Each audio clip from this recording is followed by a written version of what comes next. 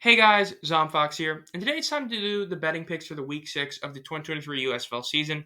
Last week had a lot of upsets, just like really most of the season has been. So essentially, it's getting to the point where it's insanely hard to predict some of these games, as teams can, just have an up and down performance out of nowhere. But it's time to try to do our best this time. So without further ado, let's get started with the first game, the Maulers versus the Showboats.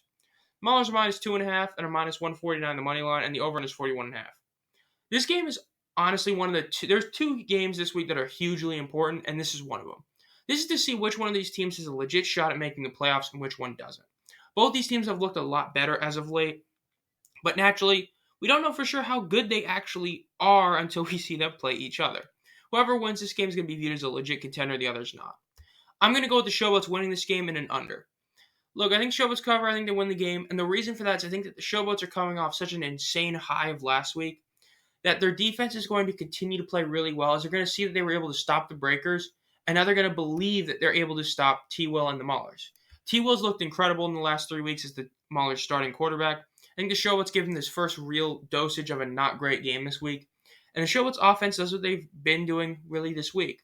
They're going to play that short yardage passing game just like the Breakers do to eat up the clock and end up winning this game in an under. So I'm going to go give the edge to the Showboats. They win this game. The second game is the Stallions versus the Panthers. Stallions are minus 5 in the point spread and minus 213 the money line. And the over is 44.5. This game is a huge one for the Panthers. Panthers need this win to get back in the division hunt. Well, to be, respecting the division hunt since they're all tied. The Stallions need this win to where they can actually continue to keep pace with the Gamblers and Breakers. And I'm going to give this one to the Stallions. I think the Stallions win in a game where the Panthers cover and it's over. I honestly see this being like a 24-21 game. I think that Eric Berry ends up playing a decent amount in this Panthers team and ends up boosting the offense to score at least 3 touchdowns. But I think the Stallions are able to get a field goal and get essentially one extra drive off. The Panthers defense has been very good, but they'll seemingly be kind of like the Gamblers last year where they'll have a lot of these great stats, but they'll still allow too many points. And I see that potentially happening this week. So I'm going to give the edge to the Stallions in winning this game. But I do think the Panthers are able to give them a really good fight and just barely lose in a not really high scoring game, but a game that sneakily has a high scoring tone. As for game 3, the third game is one that we really wouldn't have cared about if it wasn't for the last couple weeks in their insanity, and that's the Breakers versus the Stars. Breakers are minus 7 in the point spread and minus 303 in the money line with an over under 47.5. This game really is one that people are going to talk about because of the fact that basically, every time you think that a team's going to easily win or lose, it ends up being the opposite, which is why I wouldn't be surprised if a lot of people put money on the Stars. But I'm going with the Breakers winning, and I think they cover in an over.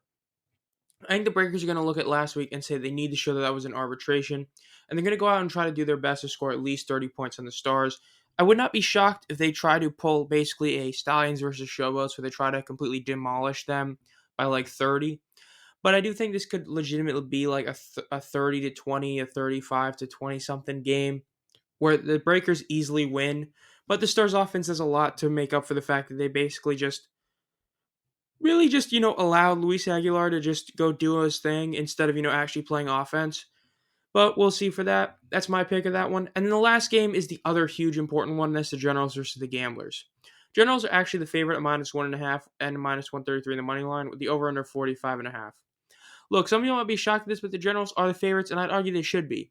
Look, they barely lost last week, despite the fact that they had 3 fumbles that were self-inflicted wounds and a pick. So the fact that they really just handed the game over and still nearly pulled off a win is insane. The Gamblers basically had a ton of help from, the Zebras as they ended up having like 10-0 on the penalties. But they still got the job done, but it was a lot closer of a win than they had. To where you can make a very good case that the Generals' loss made them look better than the Gamblers' win did. So, with that, and even though it goes against my power rankings, I have the Generals winning.